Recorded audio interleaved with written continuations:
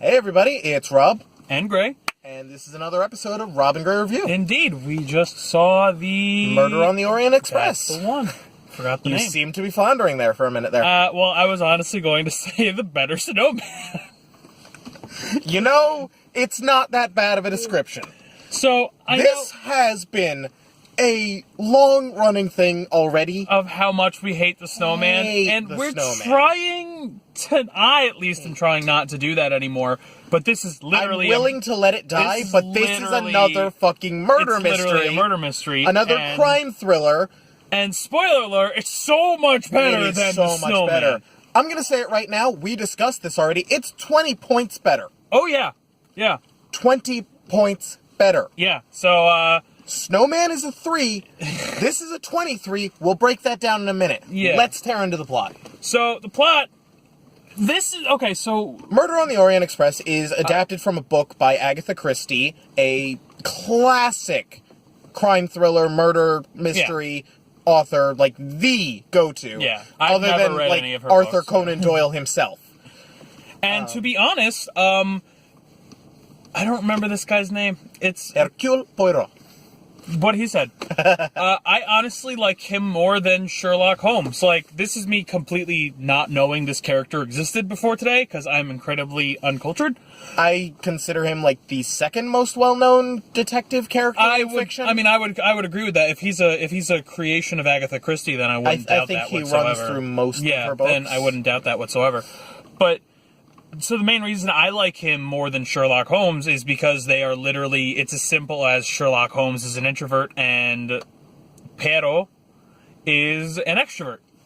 Which isn't exactly the case. He says himself that he feels happiest when he's alone. But yet when he's in... He's very charismatic, and that's a very important factor. Yeah, he's extraordinarily charismatic. He is a very, very likable character, very well portrayed. Kenneth Branagh did a great job. He did a fantastic job. He did a great job in two aspects. He is also the director of this film. Oh, yeah. But yeah, he was fantastic. And this movie is star-studded. You got... a very good cast. Johnny Depp, Willem Dafoe, Josh Gad, running out of names. I know that there's more names, and I cannot think of their actual there very much names. Are more names that are just slipping in my mind. But there's a lot of really good talent here. Some very good talent that really comes through. And they all bring their A game. There's one kind of hammy moment during the reveal, like the way she delivers it is a little... A little bit, I guess. But that is one of my three gripes of this entire movie. Yeah. So on a technical aspect, this movie is fucking phenomenal. It really is. And honestly, if this was a movie that had never been done before, if it wasn't a book... If this was in the modern day, if this had come from someone's fucking brain... Exactly. Today... It would be a 10. The plot of this movie would have earned a 10. Or the story, rather. The story of this movie would have earned a 10. But just... It was a fantastic movie, no doubt, but it is adapted. If it was an original idea, it would get that last point. Yeah. We have to kind of hold back for the fact that it's being adapted. It has been adapted from a book. Not that there's anything wrong with that. That is one of the only things that is slightly holding this back, is the fact that we can't say, holy shit, that came out of someone's brain today. Exactly. Well, like, 2 years ago, whenever they made it. Okay, so... That's the story in a nutshell. I really don't want to say anything. You haven't actually said the story. Oh. World's greatest detective, Hercule Poirot. You see how much he's confusing me now, and I'm just jumping through these. I'm just going to drink my drink. You're usually the one that takes the lead. I'm kind of taking the lead on this one. Haha. I'm just going to drink my drink. Hercule Poirot is the world's greatest detective in this universe as it stands, and he is... I think he'd beat Sherlock. I think he'd be a better detective than Sherlock. I can't say with any certainty. They are differently timed, to my knowledge. We need to combine them. They need to have a movie together. It's gonna be like fucking Elle and fucking... I can't remember the name of the main character from Death Note, but it's gonna be like them working together. Like they did for like... Exactly, and then I got really pissed when they... Alright, that's a different topic. So... He is trying to go on vacation. He's trying to take some time off after solving a large case. That case wasn't large. He after solved solving it a in case. like less than a day. After solving a case, he just wants to take some time off, just kick up his feet, just have a relaxing time. He gets a message while he's relaxing about a case that he needs to attend to urgently, so he talks to his friend and gets onto the Orient Express. His friend works on it. Super luxurious train. Very luxurious train, very high standards, so he thinks this might be part of his vacation. Exactly. This goes on the rocks when a gangster, a forfeiter, that's not the word I was looking for. Forger. Not probably a forger himself, but a seller of forgeries. Exactly. He gets killed on the train. He's murdered on the train, and that's the rest of that's it. That's the plot. That's the main that's point. what you need to know going into this movie, because saying anything other than that would be a spoiler. Robbing you. Exactly. Almost. That's why I don't want to do a spoiler for this video. Because I can agree with that. We will break down somewhat why the ending gets the score it gets, but we're not going to explain everything. We are not going to spoil I don't want to take this from people, because this movie really was just an extremely pleasant experience. It was. But yeah, that's the breakdown. That's the plot. Let's get into our scores. Why do I keep saying plot? Story. Either word is fine. So the story, 9 out of 10. It gets the same for me. The only thing holding it back is the fact that it's an adaptation. I couldn't find a plot hole in it while I was watching it. I wasn't really nitpicking for one. Literally, we're kind of only holding it back because it's an adaptation, and that may not be fair to do. It's not completely fair, but perfection is our 10. Exactly. Literal perfection. You will only see a movie with a 25 on this channel if that movie is, like, literally the best fucking movie. Maybe not the best fucking movie, but just a movie that has from all technical no flaws. Aspects. From all technical flaws. aspects. No plot holes. No fucking feeling like the movie was 15 minutes longer than it needed to be, or 30 minutes shorter than it needed to be. No terrible shots. Okay. We'll get into that in a second. We'll get into that now. We'll move on to from story to experience. So we both are giving this movie a 9 out of 10 for experience. Sorry to Rob. No, it's fine. We are giving it a 9 out of 10, both of us. This is a 23 from both of us. Yes. Which, by the way, if you're doing the math, that's a 5 on the ending. Oh, yeah.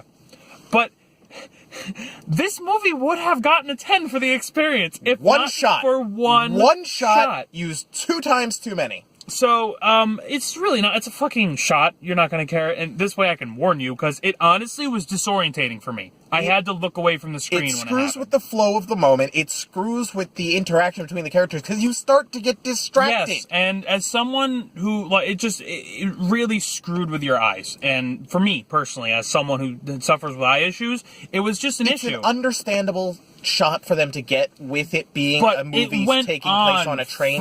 If that shot was the first time it went on for like an entire minute. The second time it went on for about 15-20 seconds, which is better. Yeah, and the third time it was actually worked. Exactly. Let's explain the shot. We're not going to go into why the third time worked, because that would be a spoiler. No, we can go into the mild of what worked about it. Okay, so the shot is it's Hercule walking alongside another passenger on the train as they arrive. But the camera's on the outside of the train. Outside the train, so you are constantly getting the windows of the train. Not the windows, the spaces in between the windows. The borders of the windows. borders of the windows. So constantly, Hercule and whoever he's talking to are being blocked by this giant fucking metal thing that I said metal twice. And it's happening so frequently with them walking. It screws with the flow of the plot. It's not the plot, the shot. Exactly. It screws with the cinematography, and it's a damn shame, to be perfectly honest. and as I said, if it was just the third time, it would be so much better. They do it again, almost immediately after, with another character, and it's just as bad. Arriving to his room. It's just as bad. It's briefer, that's better, but it's but bad. The third time it actually works because there's a reason why you would be looking at it this way. Exactly. It is Hercule on one side, someone else on another, walking forward. So it completely works.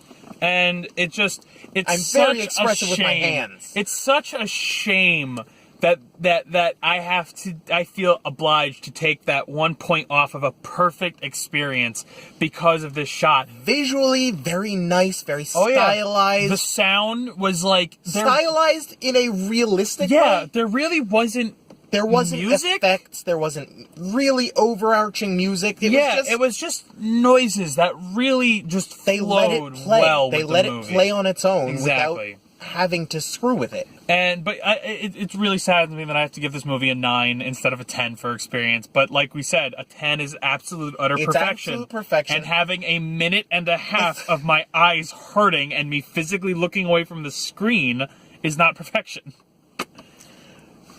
We're looking for technical perfection. We let our opinions of things affect it. Of course. But from a technical aspect, what we view as technical perfection is going to earn higher than, say, Thor, which only got a 21. The difference is the plot here. I think we actually might have given the experience a 10. I don't know if I get... Maybe? We might gotta have. work on our... We're working on it. This is all a work in progress. Please forgive us. It's a work in progress. The first, 5 or 10 videos, you gotta give us a little bit of slack. Well, you have to remember, Thor is only technically our second review. Shut up. But yeah. Oh no. Really? No. Okay, stop. Oh, That could have been we bad. apologize. I deeply apologize for that. Anyway. I really hope that wasn't loud as hell. Yeah, well, I'll figure something out with it. You're looking at the chief editor working on free products. It's fantastic. We're working on it, folks. Anyway, so yeah, experience, 9 out of 10. 9 out of 10. Near fucking perfection. I really would like to get down with the fuck. This is an unfortunately glaring moment. It really is, and I would love to talk. Who did you say the director / main actor? Kenneth Branagh. I would like to sit him down in a chair and ask him why he would decided to go with this shot. And on to the finale. Which The perfect 5 that is the ending of this movie. So let me tell you this. I went into this movie knowing nothing. He wikied it a long time ago. Long time ago, before I had any intent of seeing any movie about it. Yeah, he was just interested in the book, so he I was wikied curious. it, figured out who did it, everything that happens. I mean, it's a murder mystery. I was sitting there with the pre-existing knowledge. I had no effect on his knowledge. Nope. Yep. I was extremely pleasantly surprised by the end of this movie. I found it fascinating when I read about it. It is a great Let me tell ending. you this right now. There is no loose ends in this movie. It is all planned out very nicely. Exactly. Very well written, very well enacted. It's good. Everything good. comes together in That a is one way of that those- is very satisfying. That is the one gripe I had, that during the ending is sort of a hammy moment. I found it hammy. I don't even know if you know what I'm talking about. I think I do. I'll ask you when we're done with the review. Okay. But yeah, what else is there to say other than the ending was fucking Go see good? this movie. Yes, absolutely. It was You fantastic. might not want to see it more than once, but you should see it at least once. And I definitely would recommend seeing it Most in theaters. directors should see it at least once. Just so they can know what to do and what not to do. Because that shot was so bad. Okay, well, All right. that's a 23 out of 25. Yeah, that is a 23. That is our highest score yet. And I would be very astonished if any movie in the near future gets higher than that. I agree. All right, check us in next time when we review To Be Determined. That is not a movie. Seriously, we don't know what we're reviewing week to week. We're just kind of Yep. rolling with the flow here. Sorry.